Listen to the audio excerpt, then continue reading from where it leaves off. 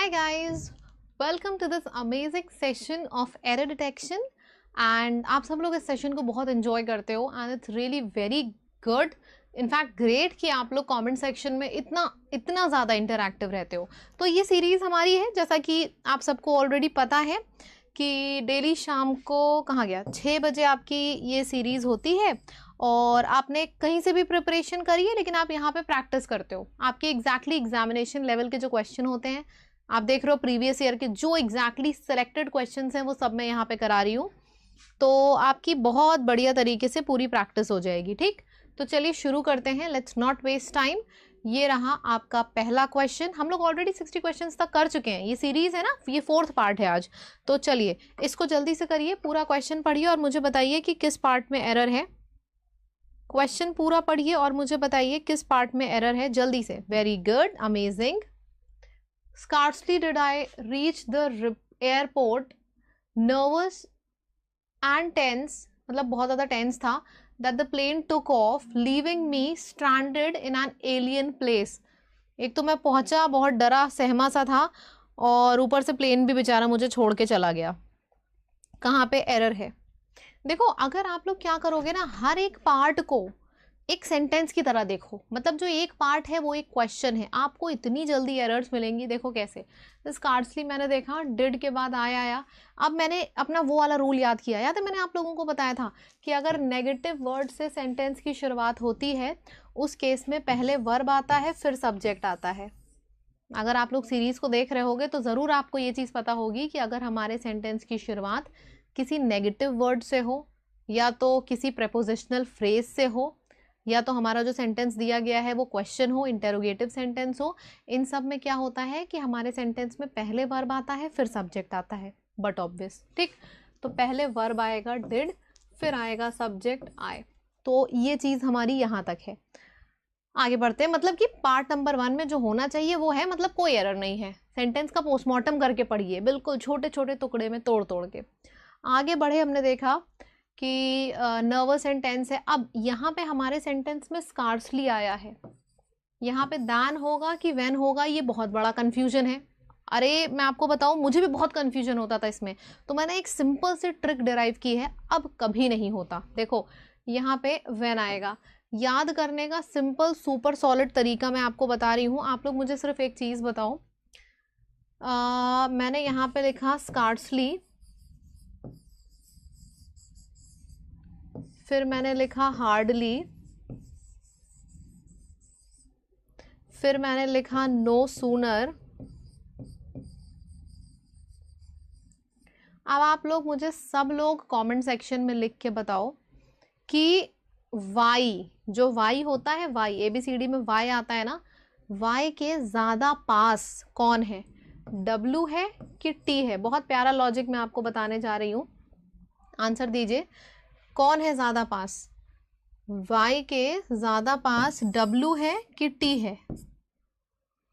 y के, बहुत बढ़िया बहुत बढ़िया, y के ज़्यादा पास w है, यहीं से ट्रिक बनी है।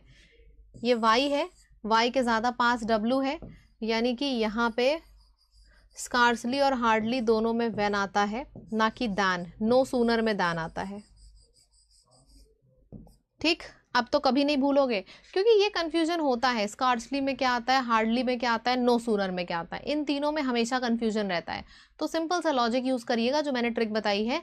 वाई के ज़्यादा पास टी आता है कि डब्लू आता है, जब भी कंफ्यूजन हो ये सोच लिया करो कि वाई के ज़्यादा पास डब्लू आता है कि टी आता है, तुरंत आपको समझ में आ जाएगा, अरे वाई के ज़्यादा पास तो डब्लू आता है, मतलब स्कार्सली और हार्डली दोनों में वाई है ना, मतलब व्हेन आएगा, और नो सूनर में दैन आएगा। ये हमारा पूरा कंप्लीट है।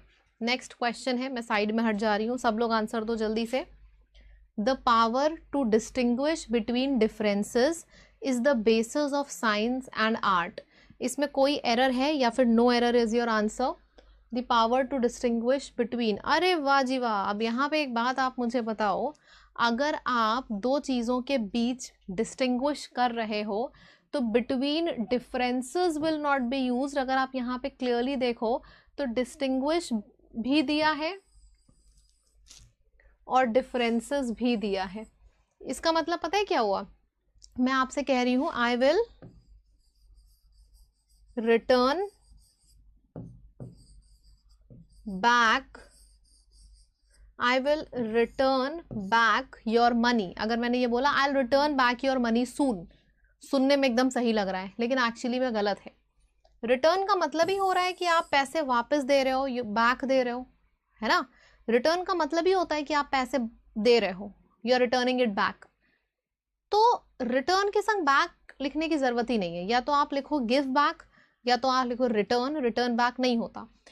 उसी तरीके से या तो आप यहाँ पे लिखो डिफरेंसेस या तो लिखो डिस्टिंग्विश, लेकिन डिस्टिंग्विश और डिफरेंस दोनों एक साथ यूज नहीं होता, या तो डिस्टिंग्विश लिखो या तो डिफरेंस लिखो, यानी कि पार्ट नंबर 2 में एरर है। ठीक इस तरीके से एरर देखी जाती है, आप लोगों की भी आदत पड़ जाएगी। I have seen her only once but I am liking her a lot, क्या होगा यहाँ पे?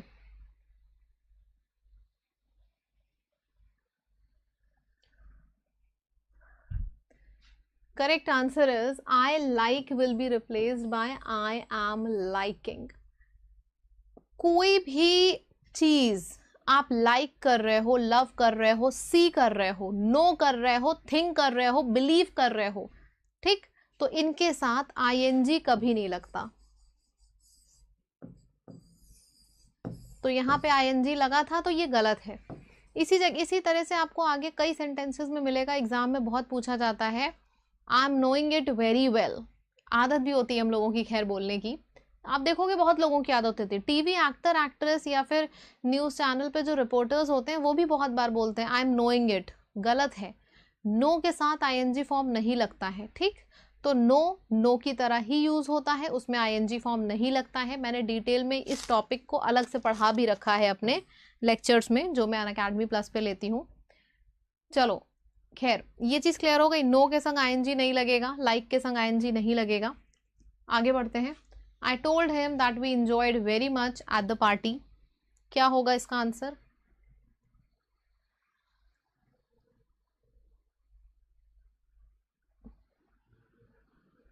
I told him that we enjoyed very much at the party.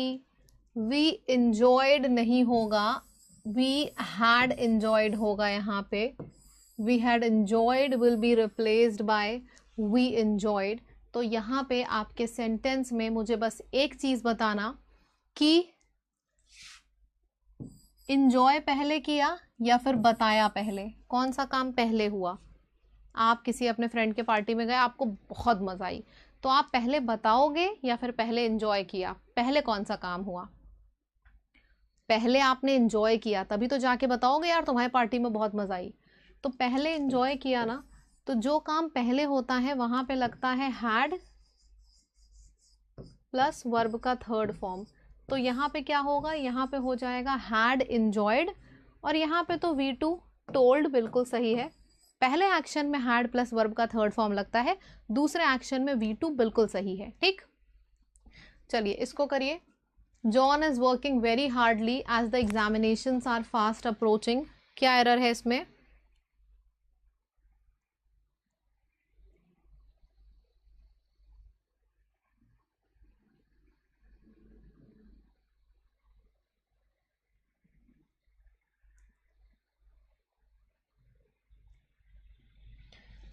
चलो देखते हैं क्या होगा इसमें। हमारे सेंटेंस में hard will replace by hardly, ध्यान से देख लो सेंटेंस को। John is working very hardly, hardly एक नेगेटिव वर्ड होता है, इसका मतलब होता है कि जॉन काम ही नहीं कर रहे हैं। आप अपने पापा या मम्मी से या फिर अपने टीचर से जाके अब क्या बोलते हो? Ma'am I am working very hard, या फिर ma'am I am working very hardly, क्या बोलते हो? यूजुअली लोगों को क्या लगता है कि किसी भी वर्ड में हम ly लगाएंगे तो एडजेक्टिव बन जाएगा। यार आप लोग 90% सही हो। 90% वर्ड क्या होता है, किसी भी वर्ड में आप ly लगाते हो तो वो एडवर्ब बन जाता है, लेकिन 90% केसेस में ऐसा होता है। 10% एक्सेप्शंस होते हैं ना, जैसे कावर्डली, अब कावर्डली में ly लगा है लेकिन ये एडवर्ब नहीं है, एडजेक्टिव है। ये सारी चीजें आपको पता होनी चाहिए क्योंकि एग्जाम में बहुत पूछी जाती हैं, ठीक। खैर यहाँ पे आपका हार्डली नहीं आएगा, हार्ड आएगा, क्योंकि वर्किंग वेरी हार्ड होता है। वर्किंग वेरी हार्डली मतलब होता है कि काम नहीं कर रहे हैं, हार्डली नेगेटिव वर्ड है। आगे बढ़ते हैं, इसको करिए। He ate nothing since yesterday, इसमें कोई एरर है? He ate nothing since yesterday.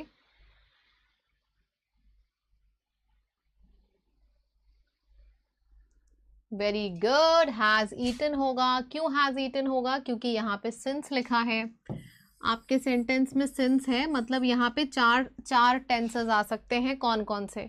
Comment section में लिख के बताइए। बहुत बार मैंने ये चीज़ आप लोगों को पढ़ाई है, 3 लेक्चर्स ऑलरेडी हो चुके हैं, और तीनों लेक्चर्स में से हर लेक्चर में एक बार ये क्वेश्चन, इस टाइप का क्वेश्चन ज़रूर होता है। अगर आपके सेंटेंस में सिंस या फॉर आया है तो वहाँ पे सिर्फ 4 टेंस का यूज़ हो सकता है। उन चारों टेंसेस के नाम कमेंट सेक्शन में लिख के बताइए कौन कौन से हैं वो सारे tenses.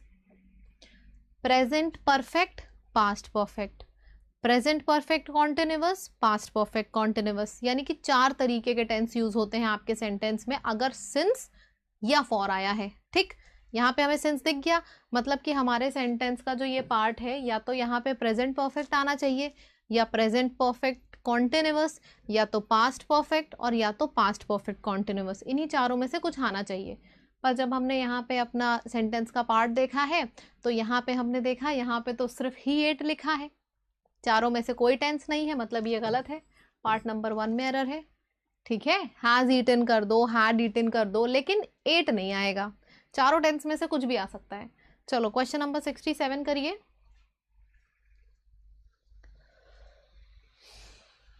An experimental vaccine has brought glimmer of hope for the malarial researchers। यहाँ पे तो क्या होगा, मलेरिया उस टाइम पे चला होगा भैया, आजकल तो कोविड और कोरोना का टाइम है, तो कोरोना वैक्सीन यहाँ पे आ जाएगा। An experimental vaccine has brought glimmer of hope। एक बात बताओ, if it has brought glimmer या फिर a glimmer, अगर कोई चीज़ किसी चीज़ को ला रहा है, ला रहा है मतलब उसको नाम दिया जा रहा है, मतलब वो नाउन है, और अगर वो नाउन है तो आर्टिकल लगेगा, यानी कि ग्लिमर के पहले आर्टिकल का आना ज़रूरी था। अब डाउट ये है कि आर्टिकल ए आएगा या फिर आर्टिकल एन आएगा। एन कब आता है? अगर यहाँ से वॉवल साउंड आ रहा होता, यानी कि आ, ई, ए, ऐ, ओ, औ ऐसा साउंड आ रहा होता, तब हम यहाँ पे एन लिखते। ग्लिमर ग का साउंड आ रहा है ना, तो यहाँ एन नहीं आएगा, अ आएगा, तो हमने यहाँ पे अ लिख दिया। ये एरर थी, यानी कि एरर थी पार्ट नंबर 3 में एरर थी। ठीक, चलिए क्वेश्चन नंबर 68 करिए सब लोग क्विकली।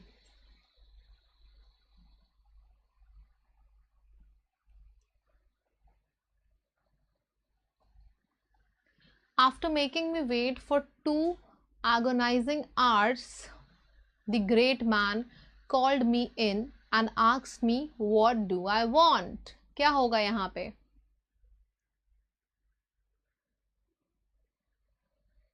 अच्छा मुझे एक बात बताओ, आस्क वर्ड का यूज हुआ है कि आस्क्ड वर्ड का यूज हुआ है?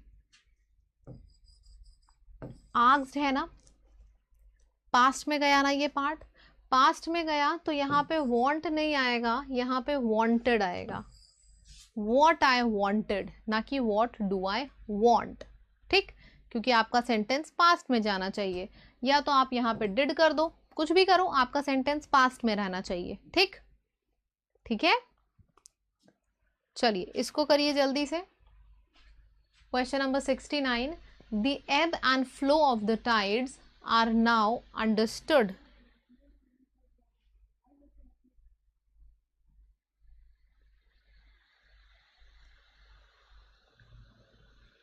अच्छा एक बात बताओ, जो यहाँ पे एक थीम डिस्कस हुआ है कि एक से ज़्यादा, सब्जेक्ट सिंगुलर है कि प्लूरल है?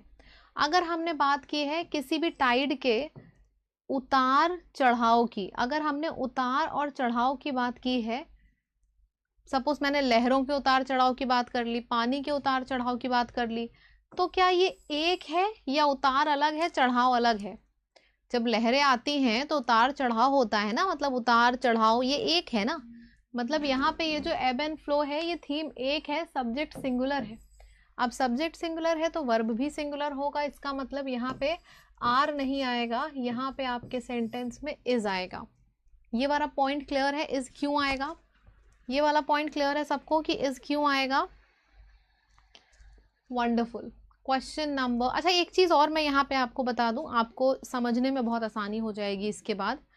आर्टिकल एक बार आया है ना, ऐसा तो नहीं है यहाँ पे अलग आर्टिकल है यहाँ पे अलग आर्टिकल है। आर्टिकल एक बार आया है मतलब कि ये सब्जेक्ट भी सिंगुलर कंसिडर किया जा रहा है, ठीक। अगर आर्टिकल दो बार आता, यहाँ पे भी, मतलब इनको दो कंसिडर किया जाता, सब्जेक्ट प्लूरल हो जाता, उस केस में आपका वर्ब आर हम लगा देते। यहाँ पे एक ही बार द लिखा है मतलब सब्जेक्ट एक ही है, सब्जेक्ट एक ही है तो सिंपल सी चीज है, सब्जेक्ट एक है तो वर्ब भी एक होगा, सब्जेक्ट सिंगुलर वर्ब भी सिंगुलर, सब्जेक्ट प्लूरल वर्ब भी प्लूरल, ठीक। देखना कैसे है सिंगुलर है कि प्लूरल है, शुद्ध देसी तरीका मैंने आप लोगों को बताया है। आर्टिकल एक बार आया है मतलब सब्जेक्ट एक है, मतलब वर्ब भी एक होगा, आर की जगह पे इज आ जाएगा, ठीक। चलिए इसको करिए, पूरे सेंटेंस को अच्छे से पढ़िए सब लोग।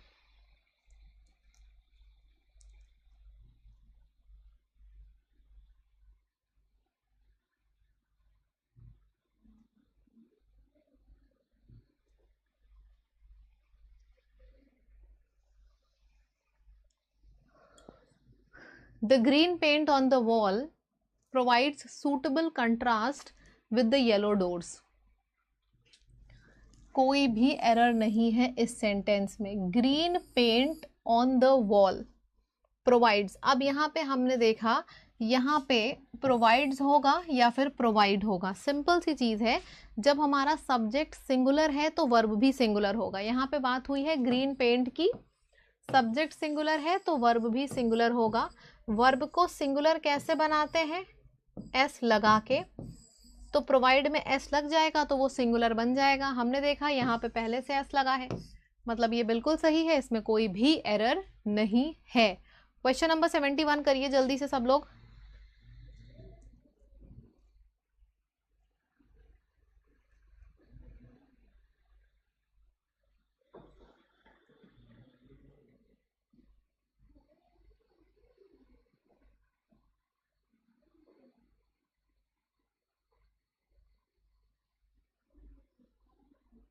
Very good. Correct answer is incredible will replace incredulous. Even today, it is incredible to think that men have walked on the moon. It is incredible to think मतलब कि unbelievable है, ऐसा हम believe नहीं कर सकते हैं, ठीक। One more thing I want to tell you guys, जो भी नए हैं यहाँ पे, जो अनअकैडमी प्लस पे जो सब्सक्रिप्शन है उसमें प्राइस में हाइक आने वाला है, ठीक, बढ़ने वाले हैं प्राइजेस। तो अगर कोई इंटरेस्टेड है, लाइव ले पढ़ना चाहता है, कंप्लीट इंग्लिश मेरा बैच आया है, आप ज्वाइन कर सकते हो।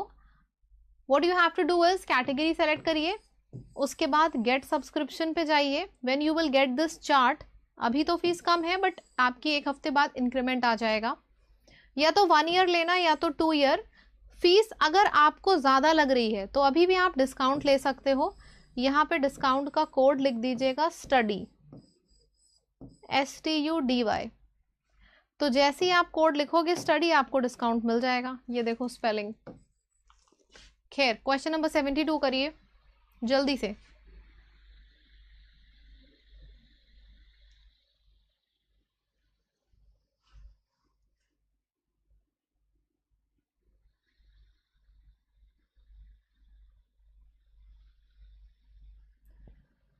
The firemen wore inflammable clothing for protection. Now this is something really great.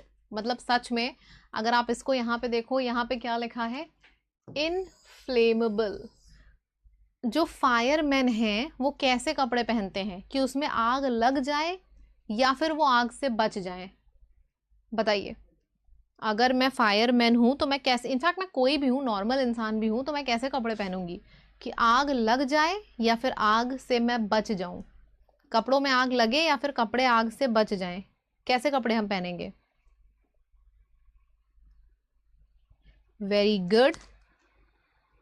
हम कैसे कपड़े पहनेंगे कि उसमें आग ना लग पाए, बच जाए, ठीक। तो उन कपड़ों को नॉन फ्लेमेबल कहते हैं। इनफ्लेमेबल तो मतलब हो गया कि हमारे कपड़ों में और आग लग जाएगी, ठीक है। हमें यहाँ पे एक ऐसा वर्ड चाहिए जिसका मतलब होता है कि हम आग से बच जाएं, हमारे जो हमने कपड़े पहने हैं उसमें आग ना लगे, हम आग से बच जाएं। तो इस चीज के लिए जो वर्ड यूज होता है वो इनफ्लेमेबल नहीं है, वो नॉन फ्लेमेबल है। ठीक, तो यहाँ पे इनफ्लेमेबल नहीं आएगा, नॉन फ्लेमेबल आएगा। क्वेश्चन नंबर 73 करिए सब लोग।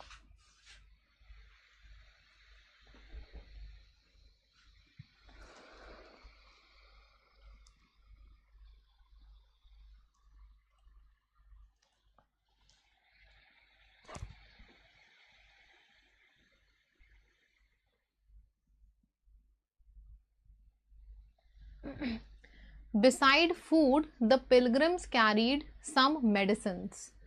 Beside food नहीं, besides food. Food के अलावा, in addition to, देखो beside और besides,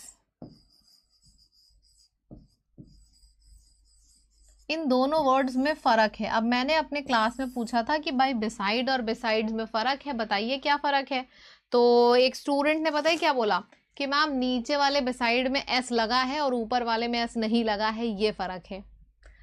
मतलब मैं आपको अपने प्लस क्लास की बात बता रही हूँ, सीरियसली ये हुआ था कि नीचे वाले में एस लगा है, ऊपर वाले में एस नहीं लगा है, ये डिफरेंस है। आई वाज लाइक कि यार थोड़ा तो मैच्योर हो जाओ, बताओ क्या डिफरेंस है बिसाइड और बिसाइड्स में। बिसाइड का मतलब क्या होता है, सपोज मैंने बोला कि मेरे क्लासरूम में जो मेरा बेस्ट फ्रेंड है वो हमेशा मेरे बगल में बैठता है, तो हमेशा मेरे बिसाइड बैठता है, बगल में। और अगर बिसाइड में एस लग जाता है तो इसका मतलब होता है इन एडिशन टू। ठीक, यानी कि जैसे मैंने बोला कि मुझे 2000 रुपये एक्स्ट्रा मिलता है, बोनस सैलरी के अलावा, मतलब इन एडिशन टू सैलरी मुझे 2000 रुपये और भी मिलते हैं, तो मैं क्या बोलूँगी, बिसाइड्स वहाँ पे लगाऊंगी इन एडिशन टू के लिए। और बिसाइड कहाँ पे लगाऊंगी, बिसाइड, बिसाइड का मतलब होता है बगल में, और बिसाइड्स का मतलब होता है इन एडिशन टू। ठीक, यहाँ पे हमने जब सेंटेंस देखा तो सेंटेंस में लिखा था बिसाइड्स फूड, यानी कि खाने के अलावा। तो जब भी आपके सेंटेंस में खाने के अलावा, इन एडिशन टू फूड, ऐसा ऐसा सेंस निकल के आता है ना, तो वहां पे बिसाइड्स यूज होता है। ठीक, ये बिसाइड यूज होता है बगल में के लिए। इसको करिए, जल्दी से करिए सब लोग इसको बढ़िया से। ये बताओ, ये तो क्लियर है ना बिसाइड और बिसाइड्स के बीच में डिफरेंस। अगर आपके में एस नहीं लगा है तो इसका मतलब होता है बगल में, और अगर एस लगा होता है, लगा है मतलब कि और कुछ, मतलब कि इन एडिशन टू, इसके अलावा। ठीक, याद करने का तरीका है। क्वेश्चन नंबर 74 करिए, अडल्ट्स वाला। Adults suffering chicken pox can develop all kinds of complications. इसमें कोई एरर है या फिर नहीं है, बताइए। इसमें कोई एरर है या फिर नहीं है, सिंपल सी चीज है, सफरिंग फ्रॉम चिकन पॉक्स। इसमें क्या लिखा है, सफरिंग चिकन पॉक्स। अच्छा एक बात बताओ, आप सब ने ये वर्ड यूज़ तो किया ही होगा, 100% ये वर्ड यूज़ किया होगा। अगर आपको कभी भी ये हो रहा है, स्कूल में एप्लीकेशन सब ने लिखी होगी। ठीक, अब आप अपने स्कूल में हो, बैठे हो, आपको दूसरे दिन आप नहीं आए, आपकी मैम ने बोला कि भाई क्या हुआ था, क्यों नहीं आए, तो आप क्या बोलते हो, I was suffering from fever या फिर I was suffering fever. Comment section में बिंदास लिख के बताइए सब लोग, क्या बोलते हो आप लोग, I was suffering from fever या फिर आई वॉज सफरिंग फीवर, क्या बोलते हो।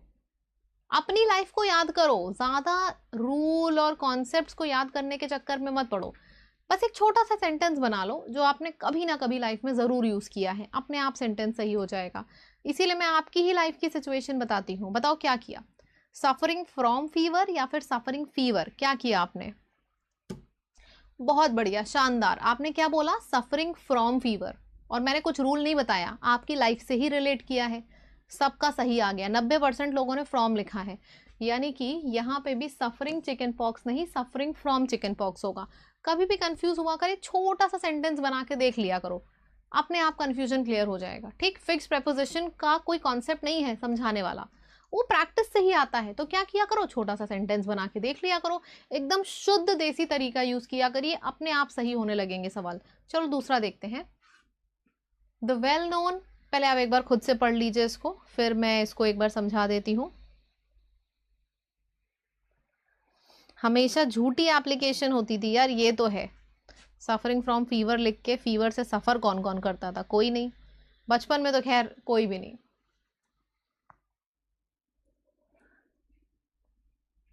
अच्छा मुझे एक बात बताओ सब लोग, टू के बाद कितने लोगों को पता है कि टू के बाद वर्ब का फर्स्ट फॉर्म आता है?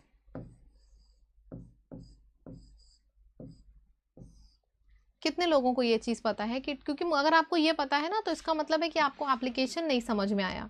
क्योंकि अगर आपको ये चीज़ पता है तो अपने आप ये सवाल हो जाएगा। आपको पता है टू के बाद वर्ब का फर्स्ट फॉर्म आता है, तो यहाँ पे भी तो टू है, टू के बाद वर्ब हमें चाहिए था यहाँ पे तो प्रैक्टिस लिखा है। अब मैं आपको एक ऐसी कहानी बताने जा रही हूँ जिसके बेसिस पे प्रैक्टिस और प्रैक्टिस में क्या फ़र्क है समझ में तो आएगा ही, साथ ही साथ लाइफ में कभी भूलोगे भी नहीं। देखना, अब मैं यहाँ पे क्या कर रही हूँ, सबसे पहले मैं इसको रब कर रही हूँ। अब मैं आपसे पूछूंगी, आप ही मुझे बताओगे, ठीक? अब मुझे एक बात बताओ, मैंने यहाँ पे लिखा प्रैक्टिस, PRAC, अब यहाँ पे क्या है, TICE, TICE। एक और वर्ड क्या होता है, PRAC TISE। सच सच कमेंट सेक्शन में लिख के बताओ, इन दोनों वर्ड्स में कितने लोगों को हमेशा कंफ्यूजन बना रहता है? इन दोनों वर्ड्स में कितने लोगों को हमेशा कंफ्यूजन बना रहता है कि कहाँ पे C आता है और कहाँ पे S आता है? कितने लोगों को कंफ्यूजन बना रहता है? अब मैं आपको एक ऐसी ट्रिक बताने जा रही हूँ जिसके बेसिस पे ये कंफ्यूजन कभी भी नहीं रहेगा, अब आपको कभी लाइफ में नहीं होगा।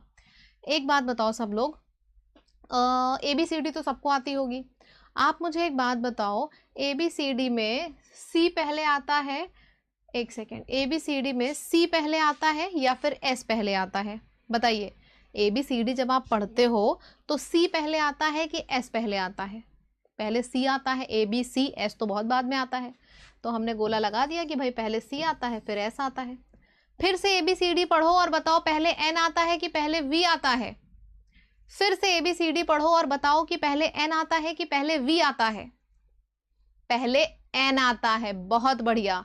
तो हमने क्या किया, पहला पहला एक तरफ, यानी कि सिंपल सा लॉजिक है कि ABCD हमने पढ़ा पहले C आता है, फिर से ABCD पढ़ा पहले N आता है, यानी कि जहाँ पे C लिखा है वो हो गया नाउन और जिस प्रैक्टिस में S लिखा है वो हो गया वर्ब। ट्रिक समझ में आया? मैंने आप सबसे पूछा ABCD पढ़ो, पहले C आता है कि पहले S आता है? आप लोगों ने बोला कि मैम हमने ABCD पढ़ लिया है, पहले ABCD में C आ गया, तो मैंने क्या किया, इसको गोला लगा दिया। फिर मैंने पढ़ा ABCD पढ़ो और बताओ पहले N आता है कि पहले V आता है? आपने बोला कि भाई पहले N आता है, मैंने फिर से गोला लगा दिया। तो यही लॉजिक है, जो पहला पहला है वो एक तरफ है, यानी कि जिस प्रैक्टिस में C आता है वो नाउन होता है और जिस प्रैक्टिस में S आता है वो वर्ब होता है। ये हमारा पूरा मतलब पूरा इस तरीके की मैंने ट्रिक बताई है कि इस ट्रिक को आप कभी लाइफ में नहीं भूलोगे। कभी भी अगर भूलना तो बस ABCD मन में पढ़ के देख लेना, अपने आप क्लियर हो जाएगा। ठीक, समझ में आ गया? तो अब हमने देखा, अब ये क्वेश्चन हमारे सामने आया, हमने देखा कि टू के बाद हमको वर्ब चाहिए, वर्ब का फर्स्ट फॉर्म आता है ना, लेकिन यहाँ तो C लिखा है। हमें पता है कि वर्ब में क्या होता है, तुरंत आंख बंद करके याद कर लो, वर्ब में तो S लगता है, तो हमने यहाँ पे S लगा दिया, बस प्रैक्टिस हो गया ऐसी। चलिए इस सवाल को पढ़िए, मैं किनारे हट जा रही हूँ, जल्दी से पढ़िए, जल्दी से इस सवाल को पढ़िए सब लोग। और एक चीज़ और याद रखिएगा सब लोग यहाँ पे कि मेरा लेक्चर टाइम बांध लो, अलार्म लगा लो, मेरा लेक्चर शाम को 6 बजे होता है, ठीक है, शाम को 6 बजे। तो जितने भी लोग यहाँ नए हैं पुराने हैं, हर क्वेश्चन में आपको नई नई चीज़ें सीखने को मिलेंगी, तो लेक्चर को अटेंड किया करो, लाइव अटेंड किया करो। इसका जो भी आंसर है ना उसको कमेंट सेक्शन में तो आप लिख ही रहे हो, साथ ही साथ एक बार एक्सप्लेन भी करो मुझे, मैं देखना चाह रही हूँ कि आपकी एक्सप्लेनेशन पावर कितनी है। एक बार एक्सप्लेन करिए इसको, क्योंकि ये थोड़ा सा डिफरेंट क्वेश्चन है, तो मैं देखना चाहती हूँ कितने लोगों को इसकी एक्सप्लेनेशन आती है।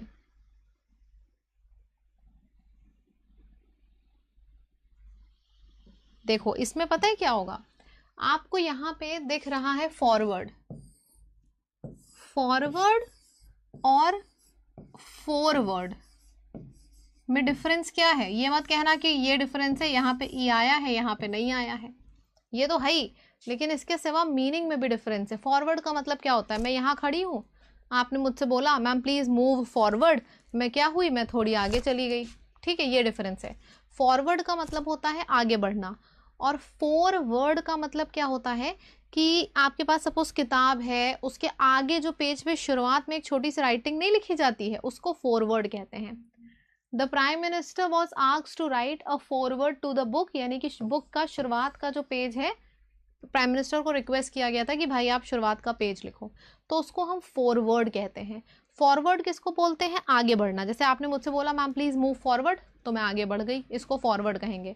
फॉरवर्ड किसको कहेंगे, किताब जो होती है ना लिखी जाती है, उसमें शुरुआत का जो पेज होता है उसको फॉरवर्ड कहते हैं। ठीक, चलिए आगे बढ़िए।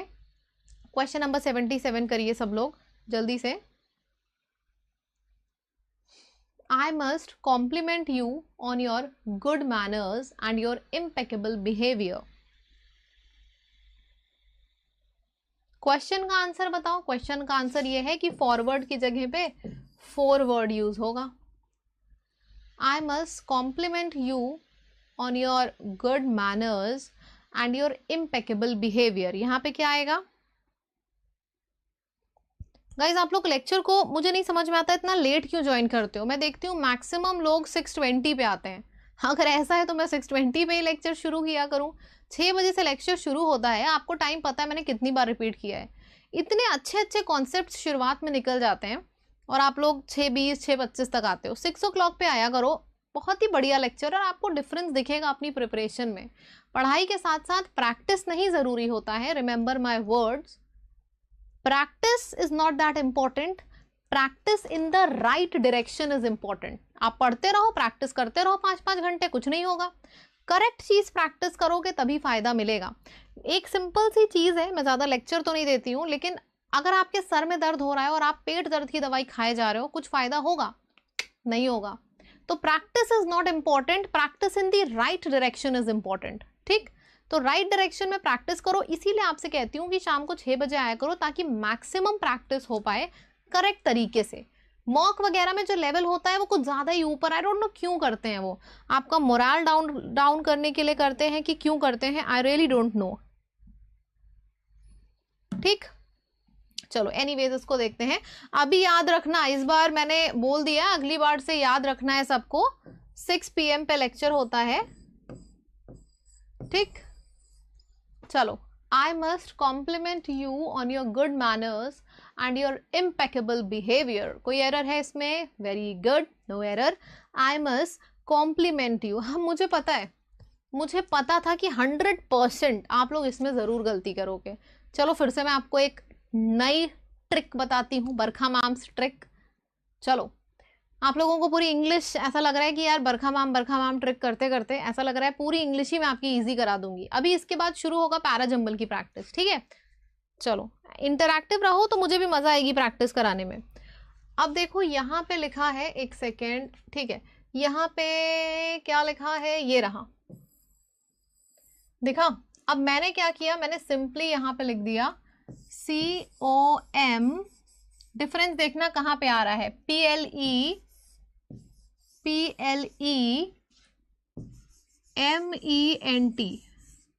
अब एक बार आप सब लोग मुझे कमेंट सेक्शन में कंप्लीट की स्पेलिंग लिख के बताइए। मैं भूल गई हूँ यार, मुझे नहीं याद आ रही है, आप लिख के बताओ। कमेंट सेक्शन में कंप्लीट की स्पेलिंग लिख के बताइए जल्दी से, क्विकली। कमेंट सेक्शन में कंप्लीट की स्पेलिंग लिख के दिखाइए। कंप्लीट की स्पेलिंग क्या होती है? COMPLETE,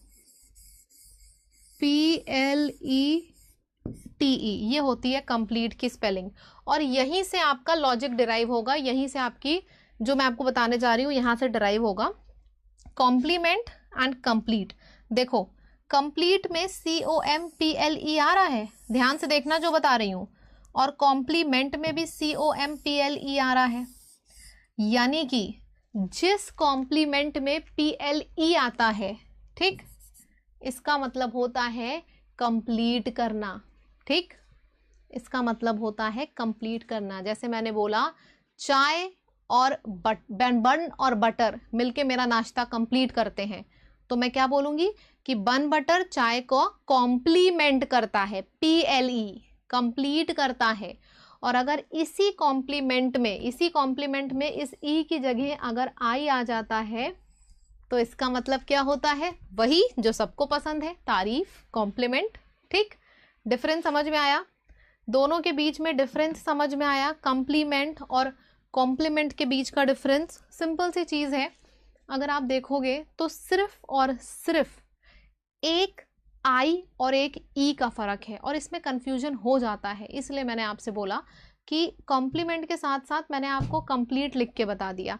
कंप्लीट में PLE आ रहा है, तो कॉम्प्लीट, जिस भी कॉम्प्लीमेंट में PLE आता है उसका मतलब होता है कंप्लीट, और जिस कॉम्प्लीमेंट में PLI आता है उसका मतलब होता है कॉम्प्लीमेंट।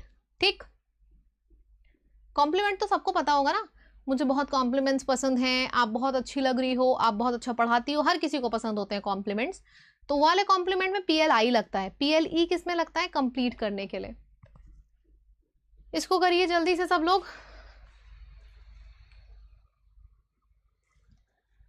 जल्दी से कमेंट सेक्शन में आंसर मतलब तेजी में लिखते रहा करिए, तभी मजा आती है। The sweets were shared between the 4 girls, क्या होगा इसका? The sweets were shared between the 4 girls, यहाँ पे क्या होगा? आपके सेंटेंस में लिखा है 4 girls, 4 girls। तो सबसे पहले तो मुझे एक बात ये बताओ आप लोग, 4 तो 2 से ज़्यादा होता है, जाहिर सी बात है। तो अगर आपके सेंटेंस में 2 आ रहा है या 2 से ज़्यादा आ रहा है, बस आपको इस पे ध्यान देना है। अगर 2 आ रहा है तो वहाँ पे हम बिटवीन लिखते हैं, अगर 2 से ज़्यादा आ रहा है तो वहाँ पे हम अमंग लिखते हैं। So this is the difference. I guess this is pretty clear to everyone कि अगर हमारे सेंटेंस में 2 के लिए पूछा जाता है तो बिटवीन, और 2 से ज़्यादा के लिए पूछा जाता है तो अमंग। ठीक, चलो इसको करिए सब लोग, इसको करिए जल्दी से।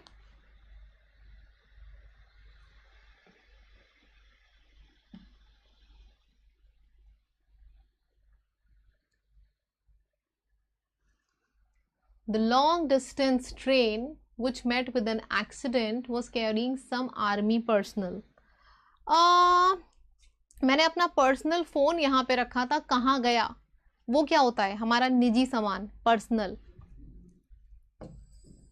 और अगर इसी पर्सनल में आपके में NNEL हो जाता है तो इसका मतलब क्या होता है, आर्मी मैन, आर्मी के लोग। जैसे यहाँ पे आर्मी पर्सनल बोला गया है, यानी कि वो लोग जो आर्मी में काम करते हैं। और अगर यहाँ पे सिर्फ पर्सनल बोला जाता, मतलब मैं अपना प्राइवेट, निजी सामान की बात कर रही हूँ। चलिए क्वेश्चन नंबर 80 करिए सब लोग जल्दी से, क्विकली।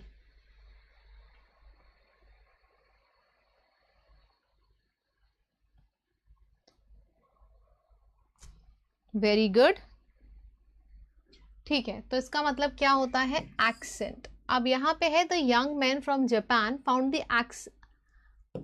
आपने कभी असेंडिंग नंबर्स और डिसेंडिंग नंबर्स पढ़े हैं? ये वही वाला तो असेंड है, ASCEND, असेंड, असेंट यानी कि ऐसे ऊपर चढ़ना, असेंड ऑफ द माउंटेन्स। ठीक, असेंडिंग नंबर्स नहीं होते हैं, 2 के बाद 3 4, छोटे से बड़ा।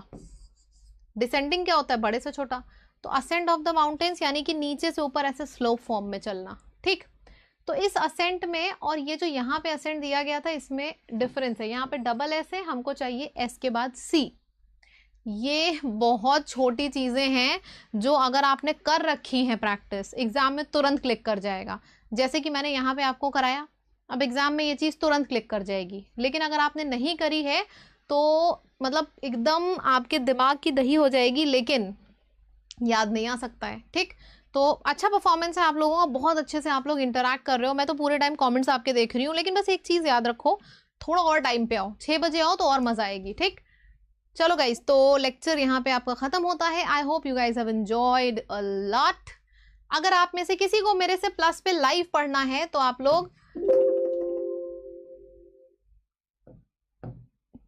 लोग सब्सक्रिप्शन के लिए स्टडी का कोड लगा सकते हो और आपको डिस्काउंट मिल जाएगा, ठीक। क्लियर है? ये देखिए STUDY मेरा नया बैच आ रहा है अनअकैडमी पे, कंप्लीट इंग्लिश का, ठीक। चलो गाइस, तो आप सबसे मिलते हैं